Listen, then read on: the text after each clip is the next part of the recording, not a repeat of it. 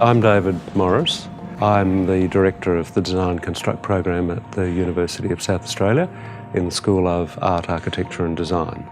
The program was started in 1993 and it's now in its 25th year.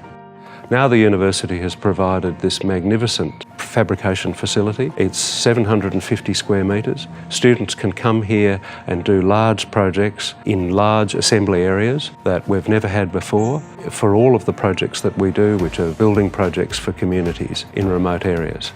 We're currently standing in a Design Construct project designed by students and built by students, which is the MADS project, the Mobile Art, Architecture and Design project.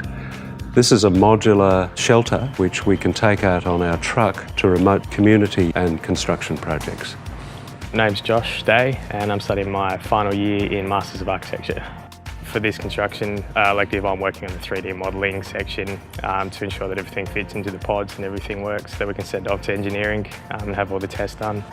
And that way that we know it all's going to fit together before it goes to fabrication. Working on the MADS project under David has been really great. His enthusiasm and dedication to the project is something that we can all sort of learn from. My name's Jessica and I'm studying my Masters of Architecture at the moment in final year.